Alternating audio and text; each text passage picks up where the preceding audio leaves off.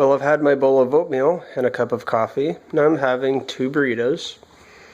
Again, these are the larger size, so that means that they each have a Polish dog, Polish sausage. Gonna take some enzymes with these. Gonna finish this off because there's not a whole lot left. So I'm not indulging in that. Now, when I woke up and I checked my blood sugar, they were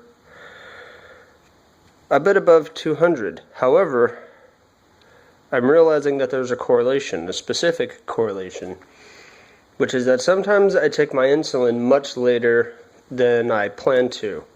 I usually try to take my insulin at 10:30. Sometimes I don't really get around to it till 2 in the morning. Quite a few hours later, so theoretically, I'm not giving it enough time. If I were to wait a few hours, it would go down to normal, but I'm not. So I don't think it's necessarily correlated, excuse me, with what I eat as much as it is when I take my evening long-term insulin, long-acting insulin. And it does seem to be that whenever my blood sugars are below 100 in the morning, excuse me, whenever they're below 100 in the morning, it does seem to be correlated with when I take my insulin at 10:30 as compared to 11 or, well, no, that's only a half hour later, as compared to when I take it at 1 or 1:30. So that seems to be the cause of that problem.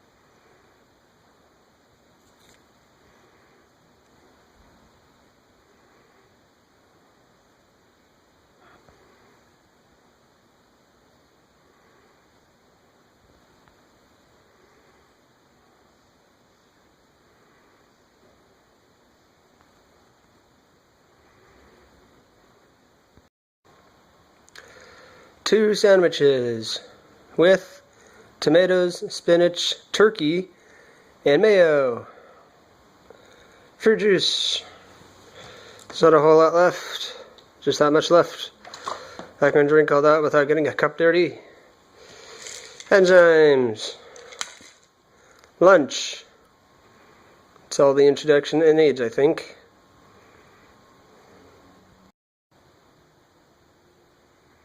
I would like for you to consider something for a moment. Which of the following 3 phrases would you trust the most if they were followed by a serious coughing fit? A. Welcome to McDonald's. May I take your order?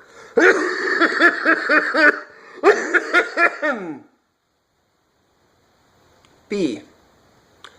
Welcome to Verizon Wireless. How can it help you?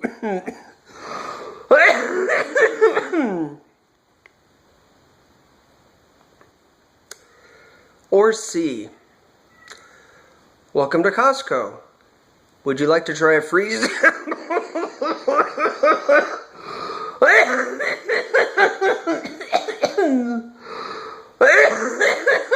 free sample?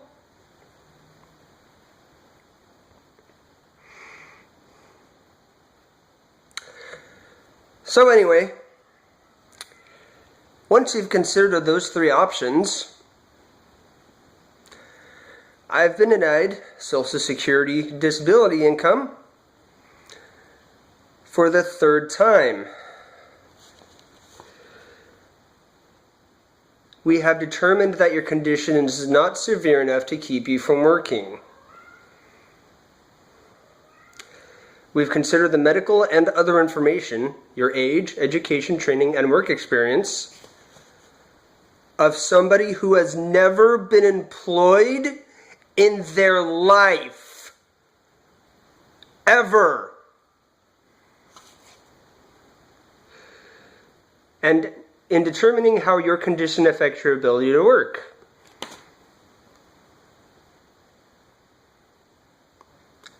I will be waiting your table. What can I get?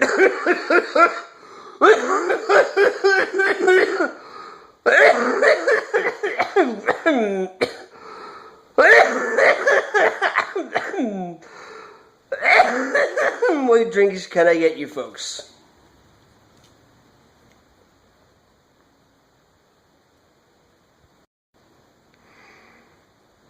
Maybe I could, just get work, like at a warehouse, not around people, not around food.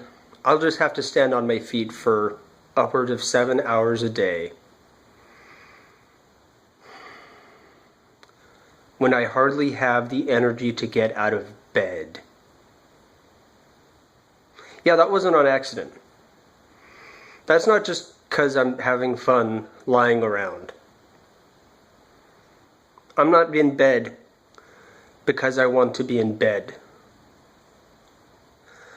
I recently lost about 15 pounds from being sick. I have little to no, what is it called, adipose tissue? Fat tissue. When I give myself insulin shots, I have difficulty getting enough fat between my fingers by my belly button to prevent myself from stabbing myself in the abdominal muscles. I don't have the energy to do things. It's difficult for me to walk down to the sidewalk because it's about 2 flights of stairs.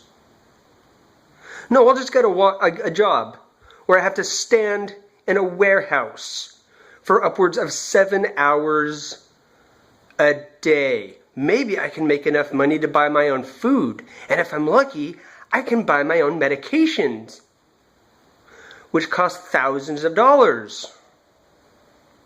That would be easy. Never been employed. Now I'll just get a job that pays medical right off the bat. It's so simple. Everyone's just handing out jobs that pay for medical, that pay enough that I can get my own medication. Oh, this is easy, right? Yeah. And they'll just love the job interview. Thank you so much for taking time out of your schedule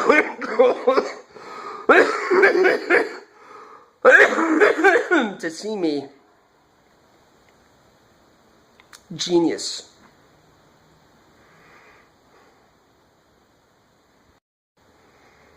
My complaints also aren't just reflecting on maybe it's a bad job market, or maybe I'm just waiting for the economy to be better for me to get a job.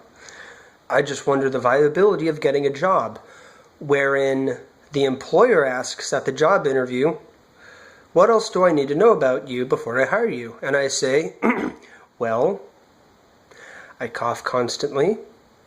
I can't carry objects very far. I will need constant breaks. I'll probably need to lay down throughout the day. I will need longer lunch breaks. I'm probably more likely to come into work late because it's difficult for me to sleep at night. I sleep extra hours because I need more sleep, and I have medical treatments I need to do in both the morning and evening, and these are not optional. So I need a large amount of time to take care of myself just to sustain my health, much less try to gain back my health. Oh, and I also need to be paid enough to cover all of my medications until my job can start paying my medical. Hope that works out. I hope I get short hours and huge paychecks and lots of breaks and resting times, that would be great. Even in a wonderful economy. Even when jobs are flying out of the window. Some employer is going to say, you want that job. Good luck. Yeah, welcome to reality. Everybody wants that job. I'm totally going to get employed.